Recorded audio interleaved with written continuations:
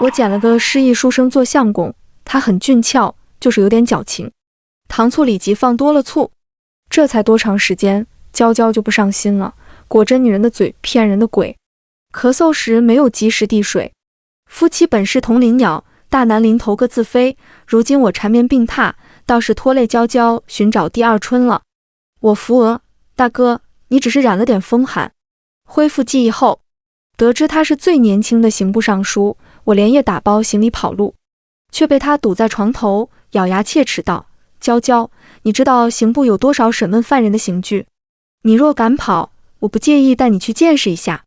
还没等我回答，这位向来清冷金贵的刑部尚书猩红了眼眶：娇娇，别丢下我！我赶上了21世纪穿越大军。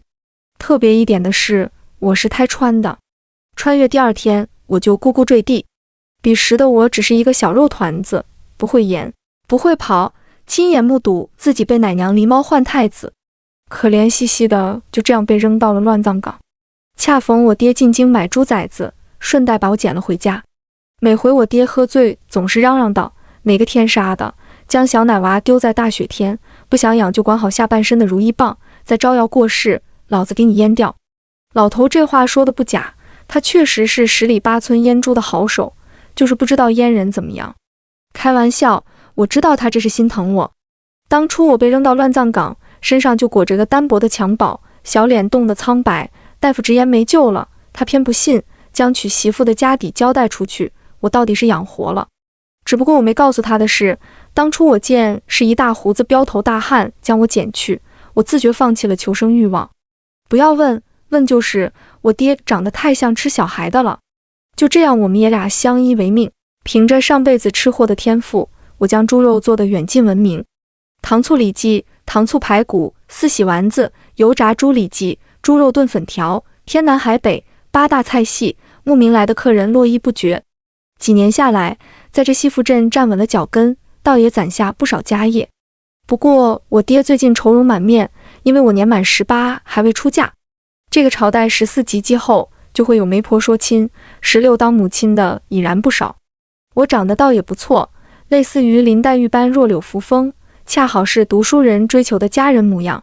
早年间，总有人爬上我家墙头大声吟唱，甚至还有书生许诺考取功名，并不负卿卿。我扶额，难道这群人忘了有辱斯文这4个大字怎么写？被骚扰到不耐烦后，我让小厮拉出一头活蹦乱跳的猪，当街表演宰杀，开水烫毛，放血，开膛破肚，一气呵成，总算将这些人镇住，绝了要娶我的心。开什么玩笑，姐姐这辈子可没打算嫁人。如今我有颜有钱又有闲，何必吊死在一棵树上？我看上的是树后面的整片森林，这有什么错？我只不过想给所有男生一个家。进了腊月，猪肉的生意越发火热。今早我爹将4头宰好的猪绑到马车上，吩咐我将猪肉送去鹿鸣山。鹿鸣山中全是土匪，早前老头也是其中一员，只不过有了我，就金盆洗手，下山做生意了。江湖人最讲究道义，逢年过节总会来往送礼。我驾马车路过鹿鸣山的地盘，瞧见胡子刘带着一群人围着一辆马车，马车4分5裂，破败不堪。车旁躺着一个男子，远远看去，一袭白衣，书生打扮。在大雪铺山的天气，穿一身白衣出门的人，不是脑残就是矫情。我慢悠悠赶着马车往前走去，仔细一瞧，瞬时就呆愣住了。这书生长得当真是够俊俏，白皙的脸庞，浓密的眉，高挺的鼻，绝美的唇，无疑不再张扬着高贵与优雅。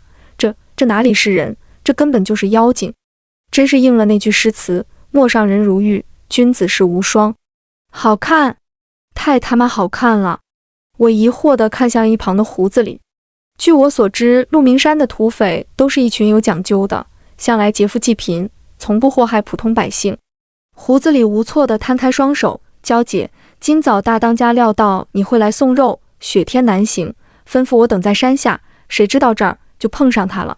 我走进书生，发现他胸前外衣上渗着斑斑血迹，伸出手指去探他鼻息，指头一暖，还活着。招呼人把他架上马车，车上没有剩余空间，只能让他躺在肥猪身上。寻了寨子一空余房间，将他安顿好，叫了山上的跛脚郎中。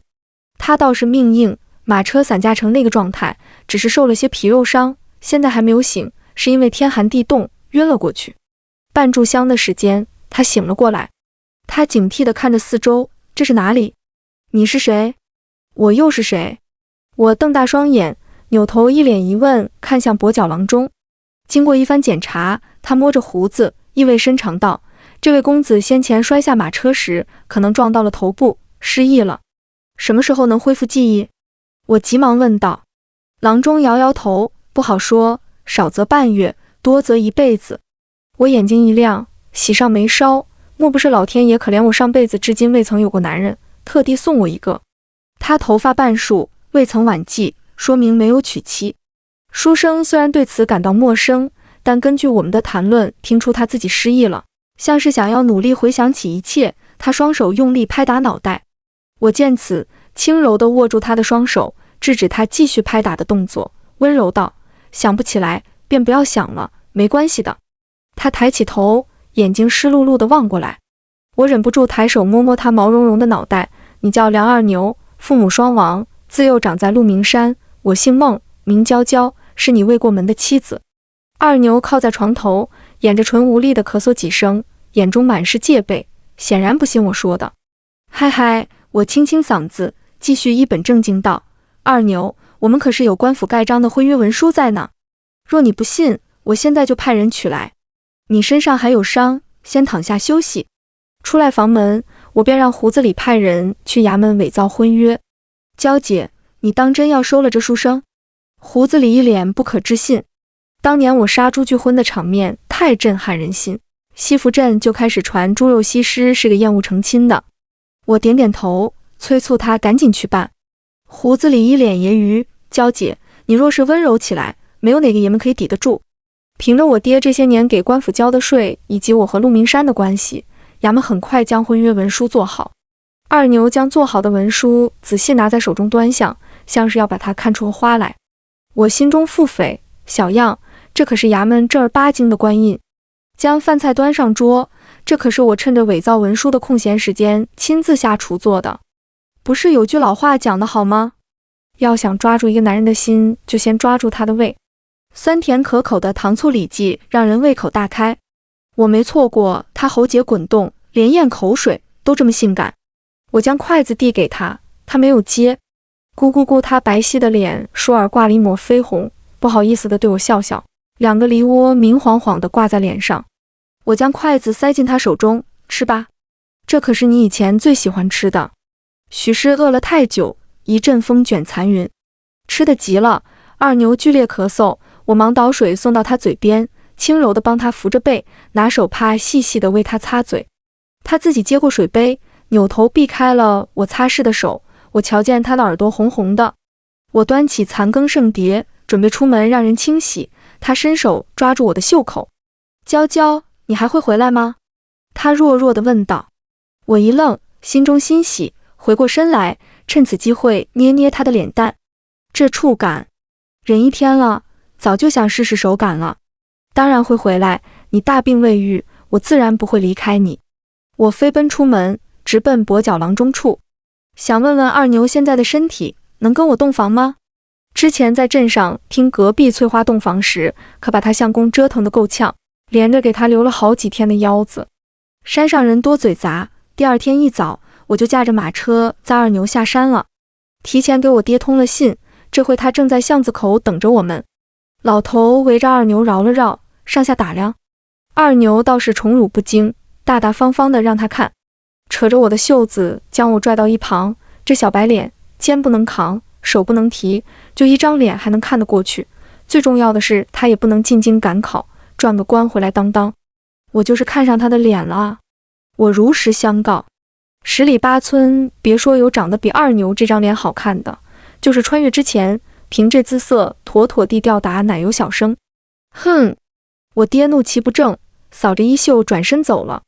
如果古代有股票市场，我爹绝对是风投界的先行者。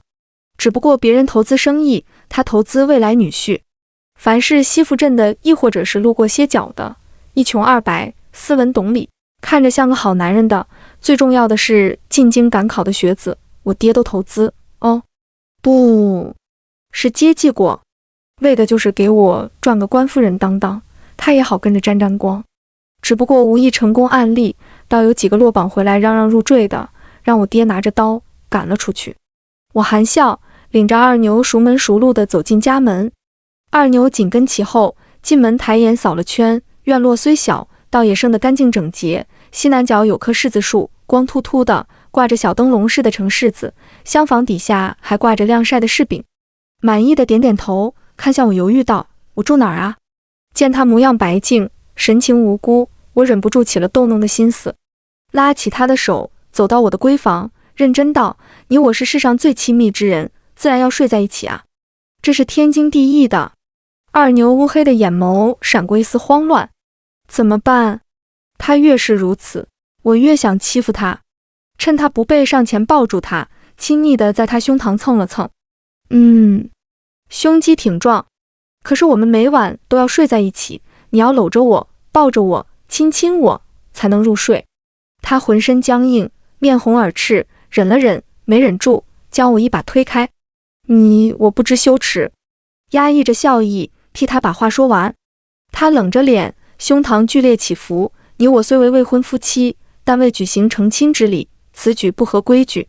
没搭理他，走到床边，熟忍地坐下，拍拍柔软的床褥，真的很舒服哦。你确定不要一起吗？他瞪了半晌，轻咳一声，落荒而逃。哈哈哈！我反应过来，终于忍不住大笑出声。从昨天醒来，他明明一副疏离的态度，却强迫自己接近我的模样。小样，还治不了你。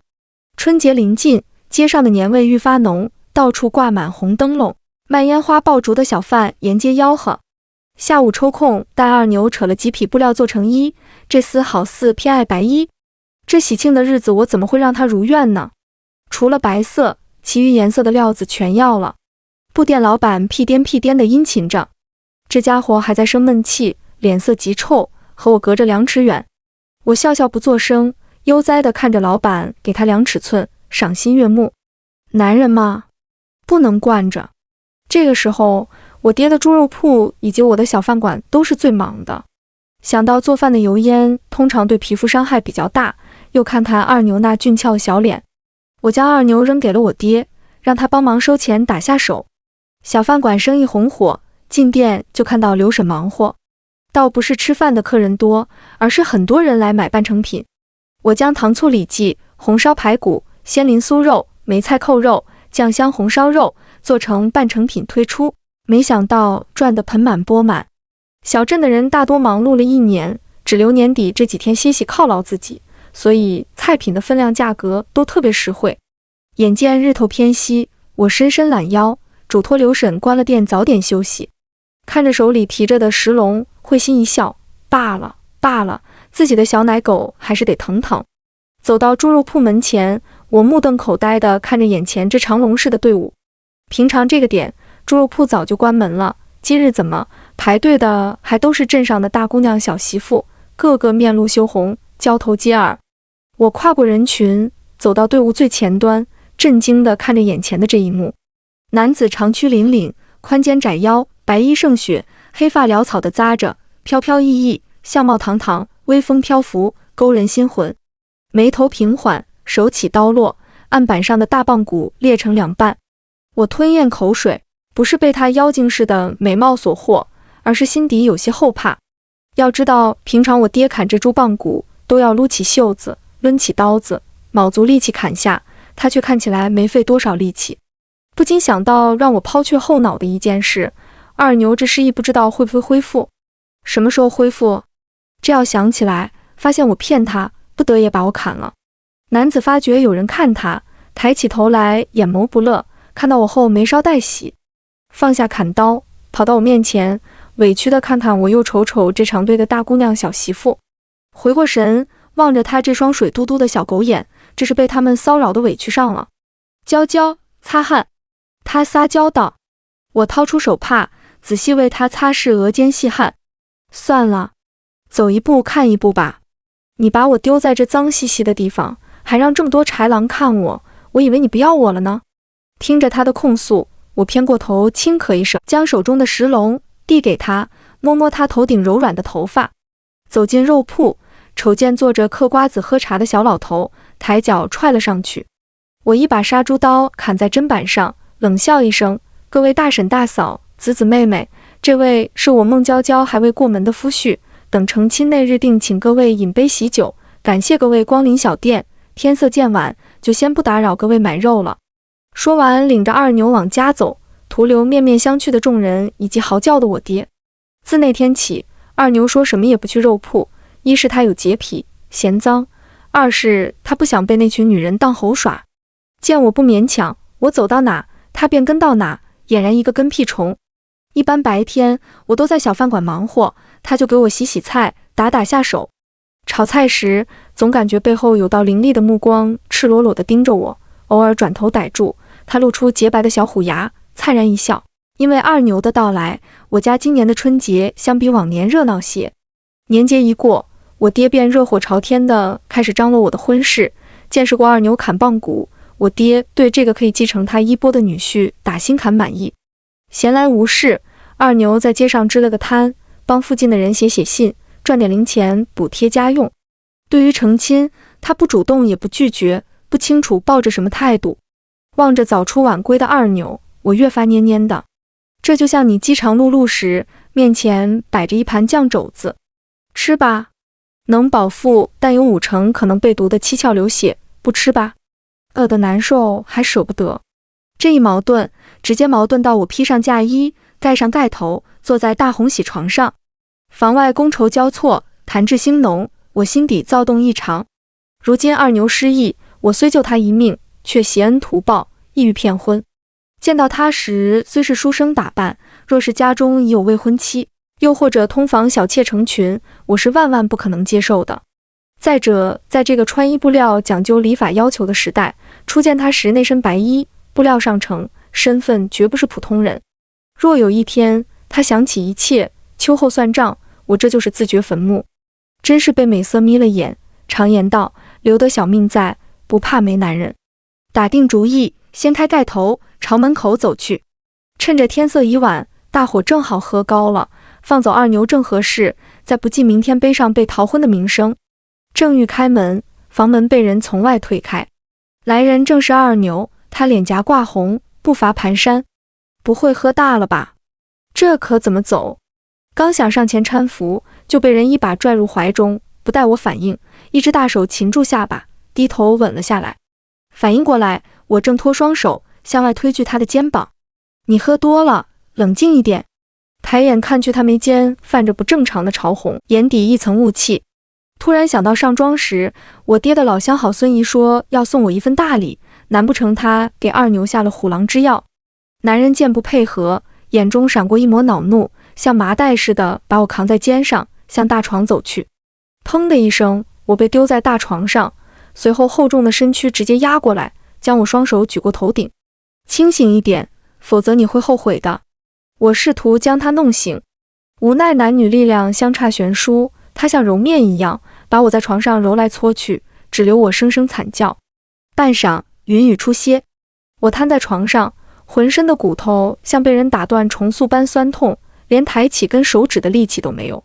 睡着的男人很乖，眼眸紧闭，长长的睫毛垂落。我偏过头，怒瞪罪魁祸首。舒儿，男人睁开猩红泛着血丝的双眸，毫无准备，倒是被他吓得一惊。尴尬间，我扯扯嘴角，苦笑道：醒了，睡得可还好？啊，不要误会，这声惨叫是我的。再睁眼，我已然趴在了地砖上。是的，我被这家伙一脚踹到了地上。我揉着险些断掉的腰，气愤地指着床上一脸茫然的男人，怒吼道：梁二牛，你脑子是不是有病？男人反应过来，扯过一旁的被子护在胸前，裸露的肩膀上布着几道鲜红抓痕，退到墙角，一副8点档泡沫剧被霸凌了的小媳妇模样。一拳打到棉花上，有劲使不上。我直接被气得哭了出来。梁二牛，你丫的太欺负人了！你刚刚如狼似虎，现在还动手打我，这日子没法过了。我要休了你，绝对不承认自己这是自作孽不可活。见我哭狠了，他一到床边，我不是，你别，开口欲说些什么，我哀怨声更大，他一脸颓色地低下脑袋。许是闹得动静过大，把我爹惊了过来，你俩年轻气盛，悠着点，懂得细水长流。我收了哭声，将头埋起，恨不得找个地缝钻进去，没脸见人了。知道了，您歇着去吧。意识到似有不妥，二牛又补充了声爹。他不知何时爬下床，将我从地上抱起，轻放进被褥中。你轻点。我没好气道。别动。他躺在我身侧，帮忙按揉腰部。有人帮自己按摩的时候非常舒服，懒洋洋的，不知不觉就睡着了。半夜我迷迷糊糊醒来，发现腰上那只手还没有停，心里突然涌起一种异样的感觉。猝不及防抬头，看到二牛低垂着眼睑的脸，深邃的轮廓被蜡烛晕得更有味道。怎么醒了？他蹙眉，哪里不舒服？耳朵瞬间耳鸣，心底小鹿乱撞。没有。我别开脸，发现腰好了很多，虽然还有一些酸痛。想如厕？他洞悉地问。被戳中心思，没说话。有力的胳膊扶我起来，他的气息靠过来，我的心不受控制又跳了下，一定是因为气氛太过暧昧，所以我才会三番两次被他蛊惑。北方多旱厕，味道有些大，一般距离住房稍远。春暖乍寒，屋外气温有些低，我瑟缩在二牛怀里，抱着我放在茅厕外，不放心地嘱托道：小心点，有事喊我。我有些不好意思，叫他走远点，听到脚步远去，悬着的心终于放下。本来就是被尿憋醒的，已经等不及，直接解决了。见我出来，迎面走来，拖着我的腰，一把捞起。等等，我还没有洗手。别胡闹，待会儿给你打盆水。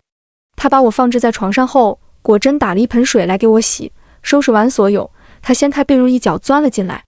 许是精力透支，我一觉睡到日上三竿。昨日半梦半醒间，二牛那脚用足了力气，起床还隐隐有些胀痛。踏出厢房，就见我爹哼着小曲，数着昨日酒席收的礼金。不用找了，二牛一早就去摊上了。我收回多余的眼神，走到老头旁边坐下，脸色怪异地直视他：闺女，别这样看爹。隔了许久，我坦白还不行吗？你孙姨给二牛下药这件事，我也是昨晚才知道，这还不是为了你们小两口好。声音越说越小，就是出了点差错，不小心拿了我给咱家猪发情使的药。你们俩的胆子当真是大啊，就不怕把人吃出毛病吗？那药效比普通药烈些，成分和人吃的差不多。他顿了顿，这2天二牛的身子可能稍虚些，补过段时间就能好。当真是要被这俩活宝气死了。小老头见我生气，灰溜溜地跑去孙姨家，午饭都不在家用了。我在家左等右等，眼看晌午饭点都快过了，二牛还没有回来。无奈收拾妥帖，来到他摆摊的街上。只见二牛坐得笔直，认真地研磨落笔，面前坐着位20左右的女子，口中说着什么，脸色带着抹焦红，时不时抬头偷看眼前的男人。周围绕着一圈双眼含春的女子，可谓是花团锦簇。我悄无声息走上前，一把夺过他笔下的信笺。日日思君不见君，只愿君心似我心，定不负相思意。我挑挑眉看向坐着的女人，魏家嫂嫂。据我所知，魏家兄长在镇上帮工，每日都曾归家，未曾出过远门。嫂嫂这是写给哪个郎君？不知道到魏家兄长晓得不？我不介意替你知会一声。说完，抬眼扫了圈周围的女子，各位嫂嫂以为呢？见众人识趣的离开，我转身问他：你就没有什么想问我的？娇娇，何必生这样大的气？不值当的。讲完，他低头收拾着桌上的笔墨，就是不看我，左右我不过一介浮萍之身。娇娇，你昨日不就已经夺走了？得了，这是把下药的事怪在我头上了。没想到他的气性这般大，整整半月未曾再与我讲过半句话，本来话就金贵，这下直接没了。每日天一擦亮，起身出门，天彻底黑透，推门回来，当真是起得比鸡早，睡得比狗晚。威逼利诱，好话哄着，依然我行我素，连眼皮都不带纤纤。不知道的以为我孟家落败了，要靠他那点碎银过活，连带着上辈子活了近50年，从没如此吃力过。孙姨酿的桂花酿远近闻名，因着这半个月的闹心，拉着他喝了整个晚上。临走时，顺手牵羊提了一壶。月上柳梢头，二牛应该回来了吧？歪歪扭扭进门，见他身上只穿着一件白色里衣，发梢滴水，应该是刚洗完澡。自顾自地坐到桌前接着喝，边喝边絮絮叨叨：“你这人忒没意思，不就是睡了觉吗？我都没有感觉吃亏，你倒好嫌弃上了。你成亲前早出晚归，之后更是如此。别以为我不知道，你这是在攒钱跑路，你想走就大大方方地和我说呗，我又不拦你。需要钱的话，我也直接给你，偷偷摸摸非君子所为。”我几乎要喝晕了，嘴里的话自己往外蹦，昏昏沉沉，过不了脑子。想到什么，站起身，跌跌撞撞走到梳妆匣旁，打开最里面的格子，掏出一个小盒子递给他。这是我这些年攒的一些家当，你拿走吧。如今西府镇外兵荒马乱，你多些钱财傍身也好。见他不伸手接着，走过去，塞到他怀里。你为什么半夜喝酒？二牛问道。我顿了一下，放低了声音，我心里有点难受。他似是不信，嘴角勾起一丝讥诮的笑。娇娇也有心里难受的时候，还以为他大大咧咧，没心没肺呢。许是喝醉了，没了往常的盛气凌人，软绵绵的硬。我找你道歉来的，对不起。男人一怔，二牛，不对，你应该不叫二牛。你这么聪明，应该早就猜到我是骗你的吧？我看着他的眼睛，异常真诚地开始道歉。我不应该趁你失忆骗你成亲，对不起吗？对不起，对不起，对不起。按理说，道歉这件事绝对不该是喝醉进行，但无奈酒壮怂人胆嘛。行了。他扶住快要站不稳的我，娇娇闭嘴不依不饶，折磨得他满脑子都是我的哼哼唧唧。沉默了几秒钟，我慢慢凑近他，手指一点点爬上他的脸，温柔怜惜。你身上那么多的疤痕，临近心口处的一道那么深，以前的你肯定很危险，过着刀口上舔血的日子，留下来好不好？我会对你很好的。他身上的疤痕还是我新婚夜那晚发现的，触目惊心。二牛任我捧着他的脸，鬼使神差的没有动，冷静地问：你要怎么对我好？我扬起一个灿烂的笑脸：你想要什么，我就给你买什么；你想吃什么，我就给你做什么，把你养得白白胖胖，再也不会让你受伤，让你每天都开开心心。见他毫无防备，我踮起脚尖，在他脸颊落下一个冰凉的吻，转瞬离开。本该冰凉刺骨的夜晚，他偏偏满身燥热，心几乎要烧起来了。二牛僵在原地，任由我挂在他身上。过了许久，抬手摸索着我的脸，深深叹气：娇娇，你让我如何是好？他将我抱上床榻，我顺势滚进被褥，伸出手扯着他的衣袖：二牛，你今晚拿着钱走吧，我不会追究的。如果你不走的话，这辈子我都不会放手了。他起身给我盖好被褥。好，那便一辈子不放手。顿了顿，补充道：如果娇娇违背承诺的话，我就把你的腿打断，关起来，让你只能见得到我。因为醉酒事件，我无颜面对二牛。对他能躲就躲，躲不过就现场拉人作陪。几天下来，没再和他独处过。我这人喝酒有个习惯，对于喝醉后的糊涂事，只能记得一半。因此那晚的事，我只记得坦白道歉，还有拿钱让他跑路，后面的全部忘了个精光。他倒是旁敲侧击过，兴许是怕我反悔，问我是否记得那晚的事。我大手一挥，将给他准备的盘缠丢给他，并表示君子一言，驷马难追。为了显示我的诚意，当晚我就在房中打下地铺，大方地将床让给他。结果他好像很生气，吹胡子瞪眼，拿鼻孔看我。唉，男人心，海底针。从那日起，他竟一反常态，将他的摊子支在了我饭馆隔壁，每日与我一同进出。每每见到我与顾客唠嗑，总是皱着眉头，不悦地用眼神谴责我，搞得我有种前世被年级主任抓早恋的感觉。这厮甚是无聊，喜欢拉我往后山跑，兴致勃勃地欣赏那片野花海，瞅着见了没有千次也有百次的风景，我无奈扶额。随后拿出背篓里的小锄头，默默地递给他一只，抬起下巴指指隔壁林子里的竹笋。雷雨过后的新鲜笋子就是鲜嫩。某日归家时碰到街上卖狗仔的，他便移不动脚步，央求我想要养一只。我瞧着倒也不错，便答应了。带回家后，小狗的洗澡、喂食、遛弯全落到了他身上，俨然一个合格的铲屎官。让我难以接受的是，晚饭后他总爱缠着我带小狗去遛弯。怎么可能？我的人生格言是能躺着不坐着，能坐着不躺着，让我迈开腿比登天还难。他欠兮兮地在我耳边讲些个光怪陆离的鬼故事，什么床底有人，背后有人，镜子有鬼，搞得我现在天黑就怕一个人独处。最近许是天气太过炎热，他穿得愈发清凉，洗完澡后里衣衣襟松松垮垮，裸露大半白皙的胸膛。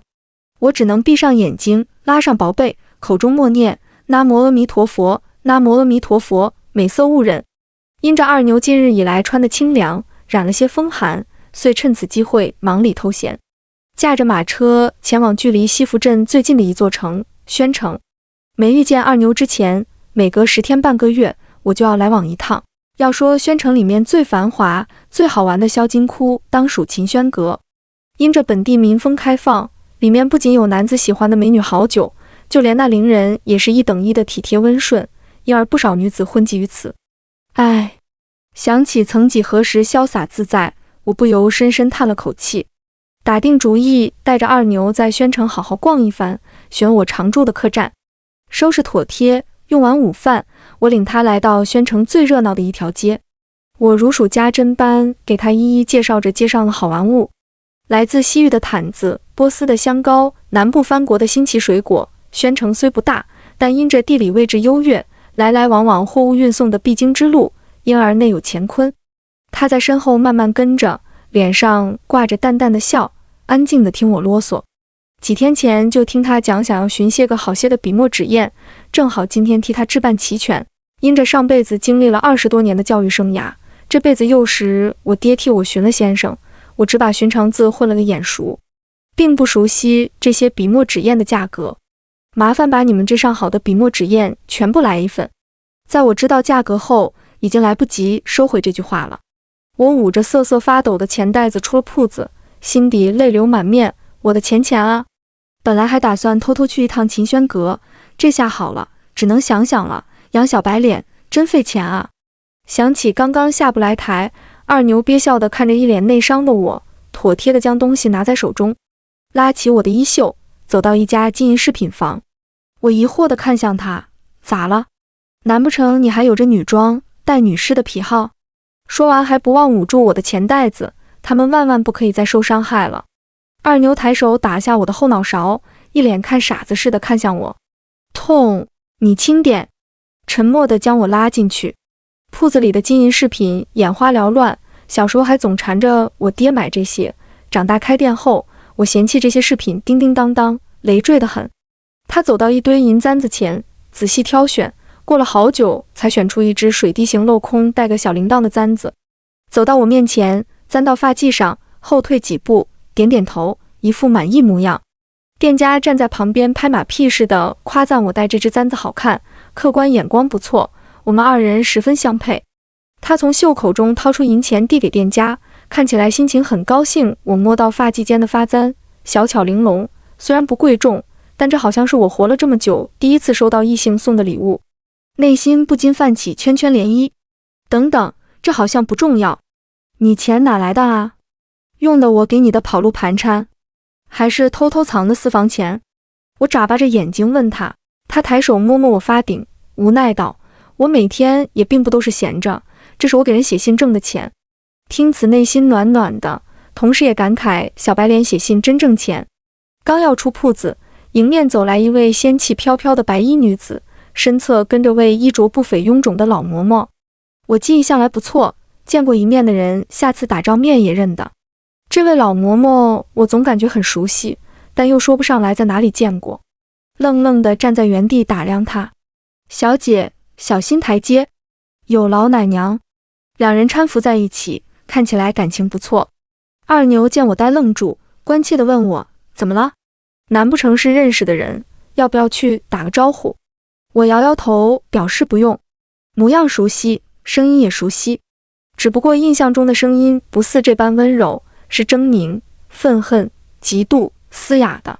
一瞬间，我像被雷击中般，他不就是10几年前将我狸猫换太子的老妇？他口中称呼小姐的白衣女子，很有可能是当年替换我的婴儿。我大口喘着气，内心有些慌乱。二牛将我搂在怀中，是不是不舒服？内心安慰自己，已经过了10几年，他不可能认出我。不是我胆小，是有口说不清。狸猫换太子这事本来就荒唐，如果是现代社会还有 DNA 鉴定，现在的我根本就没法子证明。更何况对方看起来达官显贵，若是挑明，我不过就是案板上的一块肉，甚至可能牵扯到老爹。我点点头，突然有些头痛，没力气。本意不想多做纠缠，见我脸色苍白，二牛神情紧张地抱起我，我带你去找郎中。刚要夺门而出，白衣女子激动地拦住我们去路。轩郎，我终于找到你了。女子标准的瓜子脸，长长的睫毛下握着2颗眸子，像会说话的仙子一般，眼底含泪，每一忽闪都像抓住旁人的心，忍不住怜惜她。更何况现在的她神情悲愤。轩郎，我是希儿啊，你的未婚妻啊。你怎么了？为什么要抱着旁的女子？我才是你未婚妻啊。我浑身像被冰封住似的，内心有一瞬间的疼。不会吧？最不能接受的结果发生了，甚至复杂了1万倍。这个叫希儿的女子抢了我的身份，我抢了她的未婚夫，真是来而不往非礼也。她一只手牢牢地把住门边，拦住去路，目不转睛地盯着她的轩郎，好像在期待着什么。我心底有些羞愧，又有些难过，多种情绪交织在一起，胃里翻江倒海，几乎下一刻就要吐出来，小腹隐隐作痛。二牛面露不悦，语气有些凶狠，走开，否则我不客气。女子上前抓住二牛的手臂摇摆，你怎能如此对我？你知不知道我找了你多长时间？这一摇摆，我硬生生地咽下要吐的感觉，难受的哼出声。二牛伸出手臂，将他推开，大跨步地飞奔去药铺。别着急，娇娇，我们一会儿就到，你等等。嘴里说着别着急，他却步伐有些紊乱。我抬眸望着他隐约冒出细汗的下巴，心想，如果那个叫希儿的女子说的是真的，没有认错人，那我是不是毁了一段好姻缘？刚刚某一刻，我以为二牛要抛下我。医馆一到，二牛着急地将郎中拽到我面前，帮我娘子瞧瞧，她胃里不舒服，想吐。白胡子郎中闭上眼睛摸脉，时而皱起眉头，时而舒展。许久，恭喜这位公子，你家娘子这是有喜了，不舒服是因为有些劳累，胎气不稳。啥？不可能，这不可能！我抓着郎中的袖子，急切地让他再诊治一番。二牛像被定住一般，看不出是高兴还是沮丧。我急得快哭了，我怎么能有喜呢？我不能啊！郎中有些不知所措，他出师这么些年，诊治了那么多喜脉，从未见过如此奇特的局面。郎君呆愣，娘子狰狞。二牛反应过来，有些欣喜，将郎中的衣袖解救出来，转身抱住我，娇娇，我们有孩子了，我要当爹了。我从震惊中还未走出来。哇，你爹失忆了，还有个未婚妻，看起来之前感情不错。你娘我算是个见色眼开的小三，那你就是个私生子。算了，还是别生下来了。生下来，我不仅没多少家财让你继承，还送一套你理不清的亲疏关系。我这边打定主意，二牛那边跟着郎中开药，仔细问着他注意事项。哎，现在多高兴，恢复记忆多失望。我本想走着回客栈，结果他非不让，抱着我，小心翼翼，走得极慢，脸上挂着笑，时不时笑出2声。哇，你爹傻了，像二愣子似的，你可真可怜。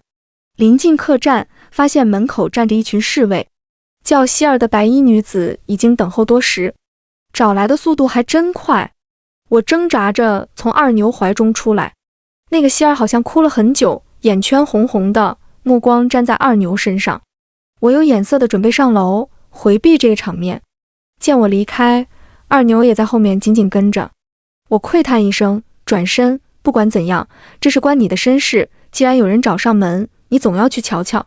你不用跟着我，折腾了一天了，正好有些累，我回房间休息会。如果他们讲的是真的，你可以随意做决定，不要把我和孩子当成包袱。若是你未婚妻介意，或者如有必要，我可以不要这个孩子，毕竟他的存在本来就是错误。听我讲完，二牛的眉头皱着极深，脸色很差，扣住我的手，拉下脸哄道：生我的气可以，不要把气撒到孩子身上。我不一定是他们要找的人，就算是，又怎样？娶谁做娘子，我自己说了算。拉着我走到白衣女子的那桌，落座。不久前我跌落马车受了些伤，现在不记得以前的事，你怎么证明我就是你要找的人？他开门见山道：你失忆了。女子震惊道。二牛点点头。你叫杜若清，字锦轩，是京城杜家人，现任刑部尚书。去年临近腊月，你出门办案，从此便毫无音讯，我一直在等你回家过年。我叫林杏儿，京城礼部尚书嫡女，我们自幼青梅竹马长大，两家在我们小时候就定下婚约。如果你没有失踪，我们已经成亲了。我就算认错人，也绝对不会看错你腰间的那半块玉佩，那是我们的定情信物。说着从脖颈间拉出另外半块莲花纹路的玉佩，这本是一块玉佩，是你当初将它一分为二。你说就算走到天涯海角，看到它也会想起我。我记得很清楚，捡到二牛时，他腰间便挂着那半块玉佩，是个雕刻的鲤鱼，两块玉佩正好能合到一起，鲤鱼系莲花。二牛收回玉佩，没有重新挂回腰间，反而握住我的手，抱歉，我已经娶妻，娘子待我极好，没有要换的打算。林希儿见此，看着他，胸口剧烈起伏。杜若清，你就算失忆了，怎能如此辜负我？我等了你10几年。转而恶狠狠地瞪向我，你一个乡野村妇，如何能配得上清风朗月的他？只有我林府嫡女才可以。见他如此激动，老嬷嬷眼疾手快地护住他，安慰道：小姐，冷静。杜公子这是被外面的狐妹子蛊惑了，回京城我们找杜老爷杜夫人撑腰。更何况你是林府唯一的小姐，这等乡野货色难登大雅之堂，入不了杜老爷杜夫人的眼。就算杜公子执迷不悟，到时直接将这狐妹子杖毙就妥了。总之他不娶你是万万不能的。他这话是说给我听，也是说给二牛听的。二牛神色有些阴霾，淡漠至极的双眸中没有任何感情。你们说我是刑部尚书，那应该清楚动了不该动的人会有什么下场。走，上楼。二牛二话不说，将我拦腰抱起。天色有些晚，明天一早我们就启程回西府镇，不理这些疯子。乖，趁热把药喝了。我坐在床榻上，皱着眉头看着碗中黑色的汤药。按照话本中的戏码，此时碗中应该盛着的是堕胎药。我开玩笑道。二牛手掌放在小腹上，笑着看向我，无辜道：我才舍不得呢，这里面可是我的宝贝。讲真的，你就真的不想回去？刑部尚书那么大的官，泼天的富贵，还有貌美的未婚妻。他放在我腰上的手收紧了一圈，低下头在我的颈窝处蹭了蹭，开口道：不想。我不信，成亲那段日子你天天想着往外跑，就连现在衣柜中还放着你打包好的行李。那时候和现在不一样，另外衣柜中的不是行李，等以后你就知道了。我一掌拍在他的手背上，别摸了，再摸现在也就豆粒大小，摸不出花来。接着道：你现在是这样想，等恢复记忆，心疼你的娇弱未婚妻，到时杀了我的心都有。他收回手，神色镇定，绝对不会，如果有那一天，我就先杀了我自己，替你下去探路。我浑身僵了僵，喉咙发紧，假意玩笑道：男人靠得住，母猪能上树。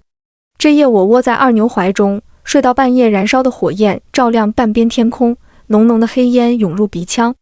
二牛将我叫醒，塞给我浸湿的手帕捂住口鼻，扶着我向外走去。推开房门，客栈走廊涌入好几波黑衣人，拿着刀向我们走来。二牛一边护着我，一边和黑衣人周旋，我从未晓得他的身手这样好。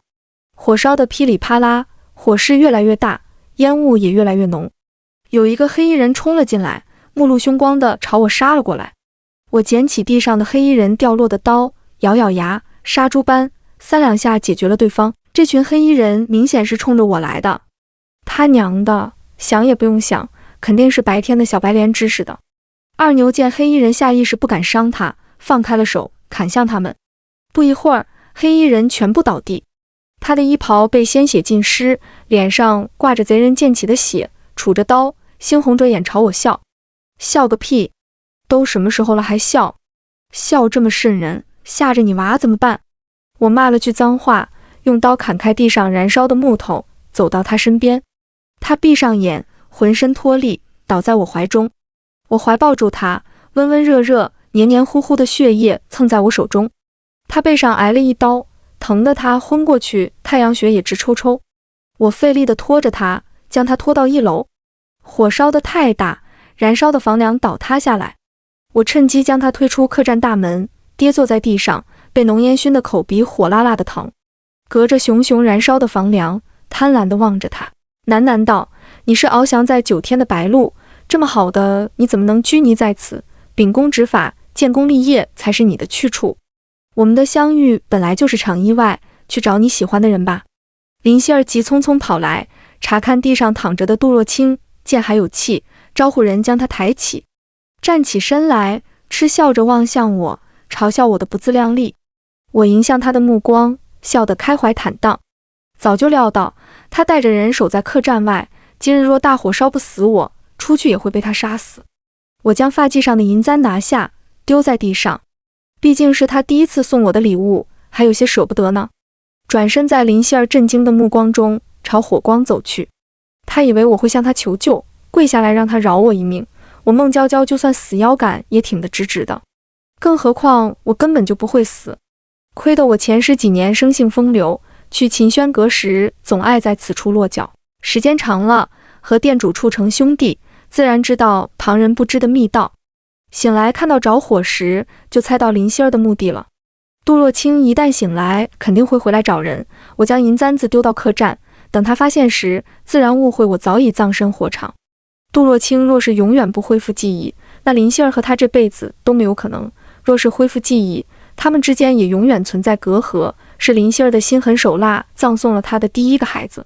我从来都不是一个好人，他林希儿占了我的身份，对我痛下杀手，就不要怪我不客气。夜半，街道上空空荡荡，这个时辰已经闭市，一个鬼影都看不见。摸着黑，我好不容易找到上香书院，敲了好久的门，才有人应声：“你且等等，3更半夜的是谁啊？”打开门，林青木看见蓬头垢面的我，吃了一惊：“你这是？”说来话长，他忙将我拉进去，拴上门栓，狐疑的目光在我身上转来转去：“你莫不是去秦轩阁前不够，被人打了出来？”我也知道自己现在的模样怪惹人生疑，笑了笑：“大木头，我好饿，有吃的没？家里就剩这些饼子了，你先吃着，明天我出门给你买旁的吃的。”我用力咬着干硬的饼子，咳嗽2声，倒霉催的，我钱袋子被小偷摸跑了，搞成这个样子。见我神色自若，丝毫不心虚，他叹了口气：“你呀，要不是去秦轩阁寻灵人，能被人偷钱袋子吗？色字头上一把刀，你迟早得在这上面吃点亏才收心。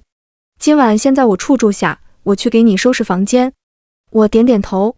林青木和我算是青梅竹马，4岁那年，我爹初出落脚西府镇，买的就是他家房子的前院，也就是现在住的宅子。从小带我上树捉鸟，下河摸鱼，可以说我出落成现在这样，他有不可磨灭的贡献。家中有个寡母供他读书，我爹见其可怜，隔3差5的照顾他们生活。当然，林青木这棵窝边草，我爹自然不会放过。算起来，他是我爹第1位风头对象。只不过3年前寡母去世，林青木便来了宣城做教书先生，一边讲课一边备考功名。这天晚上我睡得并不好，梦境断断续续，耳边感觉总能听见什么声音。第2天眼角沉沉，整个人都无精打采。你喜欢吃的荠菜馅的包子，刚出锅的。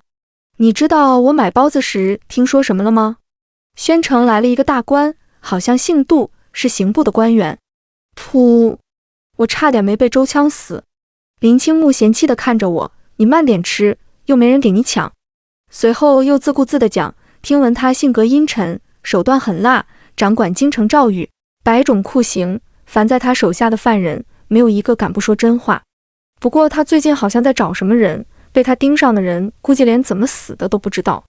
我嗓子眼都要跳出来了，后背有些发凉，心底打怵，应该发现不了吧。吃完早饭，当机立断，我借了林青木几两银子，准备离开这个是非之地。换上林青木的衣衫，用灰将自己涂黑几个度，快步朝城门方向走。虽说城中多了士兵巡逻，但城门口审查倒像平日般松散。递上路引，乖乖地回答守城军爷的问题。走吧。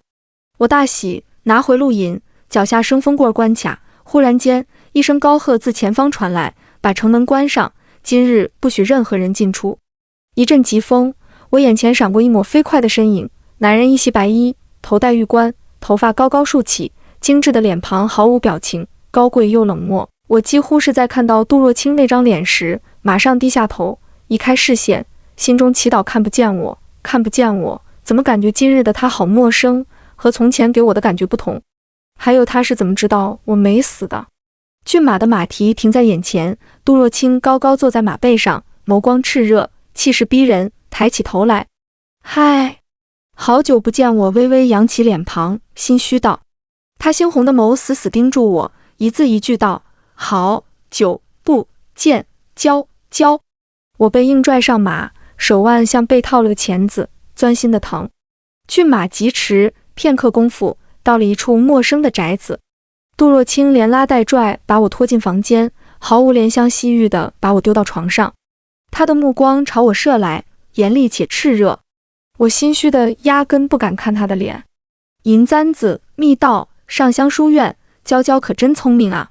他冷笑，嗓音沙哑，不仅把林希儿算进去了，连我也不落下。我不断往角落里缩，你别这样，我害怕。怕？你还知道怕？被他紧紧按在柔软的床上，慢慢贴近我耳边，滚烫的呼吸都要把我给点着了。你这种眼神，谁看了不怕？我湿漉漉的目光对上他漆黑的眼瞳，缓了缓，试探性问道：你是不是恢复记忆了？那你是想让我想起来，还是想不起来？我点点头，又摇摇头，不管哪种结果，反正都没有好果子吃。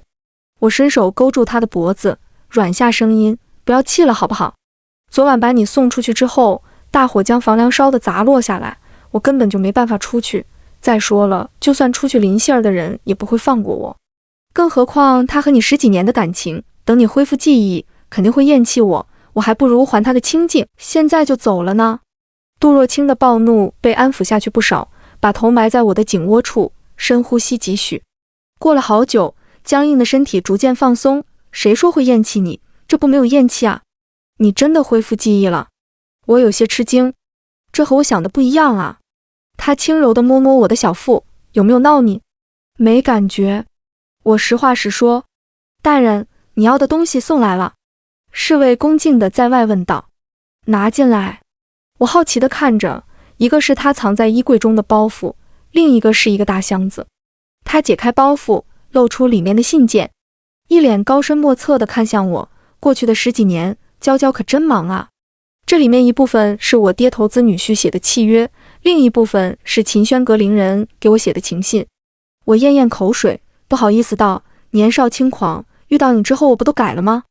再说你不也是如此，只许关州放火，不许百姓点灯。你还有理了。他浅浅一笑，一双桃花眼弯成月牙。我压根没见过林希儿几面，那玉佩是我母亲留给我的，我一直以为只有半块。至于那婚约，估计是我父亲口头约定，不过它不重要。说完，走到大箱子旁，掀开满满一箱子铁制的刑具。我浑身起鸡皮疙瘩，弱弱地看着他，什么意思？